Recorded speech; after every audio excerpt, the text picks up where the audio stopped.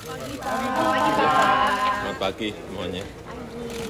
Bagaimana Pak setelah memantau persediaan beras dan kan inflasi juga terjadi Pak saat ini untuk beras?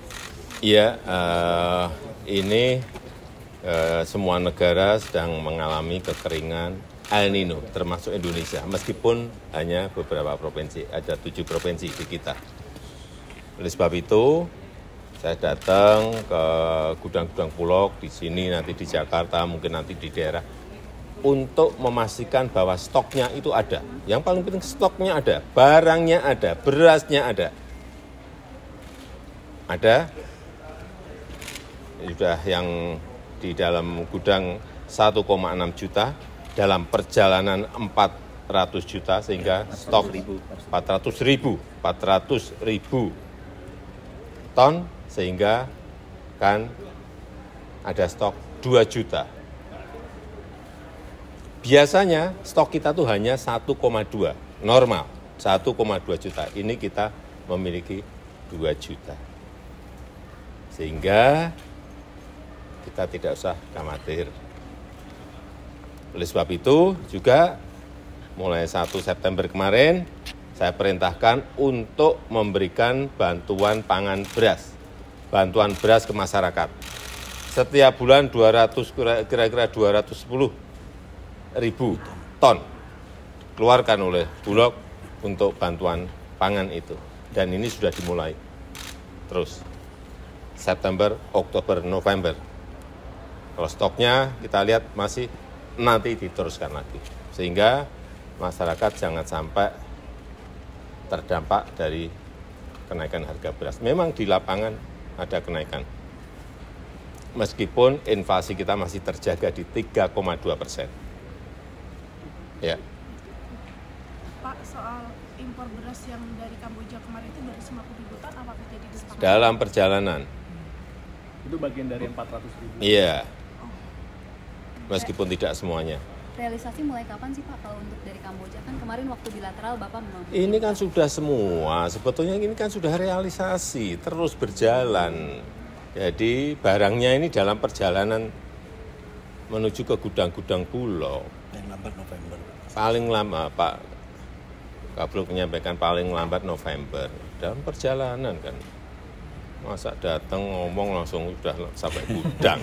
Setelah itu juga akan impor lagi Pak? Kan ya, ini untuk memastikan bahwa kita memiliki cadangan strategis stok. Harus untuk menjaga agar tidak terjadi kenaikan. Karena memang produksi pasti turun karena El Nino. Meskipun juga saya lihat angkanya juga tidak banyak. Kalau melihat kenaikan di pasar seperti apa? Masih wajar atau? Ya, karena semua negara naik ke KRA ini sama seperti barang-barang yang lain. BBM juga gitu kan. Kalau harga pasar dunia naik pasti dalam negeri ke KRA ini harga pangan juga seperti itu. Apalagi beberapa negara menstop untuk tidak ekspor beras seperti India yang produksinya gede, ekspornya biasanya gede, stop. Sama dulu kayak wheat, gandum. Ukraina sama Rusia yang memiliki stok sampai 200 juta ton stop, sehingga harga goncang dan naik harga gandum. Ini wajar, tetapi yang paling penting manajemen tata kelola kita dalam menghadapi itu punya. Yang paling penting itu. Sehingga nanti ini setelah retail semua diguyur oleh Bulog, Cipinang diguyur oleh Bulog, kemudian masyarakat juga diberi ini juga kayak operasi pasar memberikan ke rakyat itu.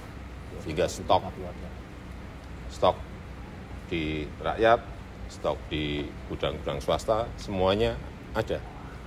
Paling penting itu. Karena yang kita berikan ini 210 ribu ton, bukan barang sedikit tuh, kepada 21,3 juta penerima. Ya, udah. Pak, jelas. Optimis nggak Pak bisa menurunkan inflasi, mengendalikan inflasi seperti Bapak bilang? Kalau inflasi, saya kira masih akan terjaga di sekitar 3. Pak, selain Kamboja dari mana lagi Pak?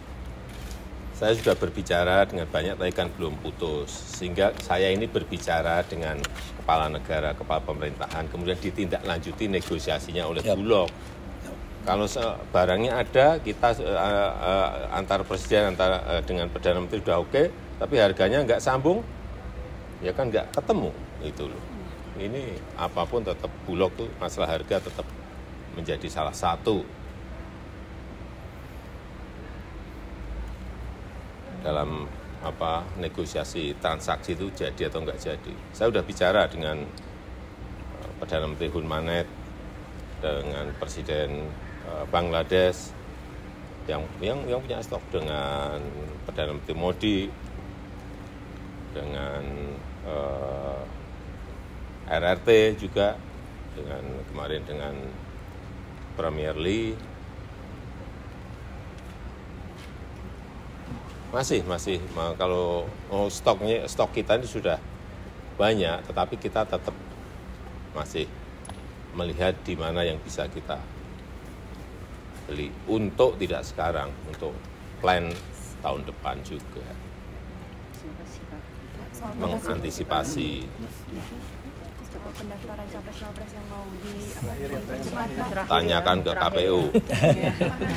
Tidak perlu mengundurkan diri kalau misalnya Apanya? Aturannya seperti apa? Kalau aturannya tidak boleh, tidak usah mundur ya nggak apa-apa. Yang paling penting tidak menggunakan fasilitas negara. Yang kedua, kalau kampanye cuti, aturannya jelas. Aturannya harus cuti, Pak. Kalau cuti, apakah nanti kementerian lembaga tetap akan berjalan? Lalu Bapak terganggu nggak, Pak? Sistem birokrasi kita ini sudah mapan. Tapi pasti diizinkan, Pak. Kalau menteri mau nyapres diizinkan. Izinkan lah. Yang dulu-dulu juga gitu. Tanyakan lagi. Terima kasih.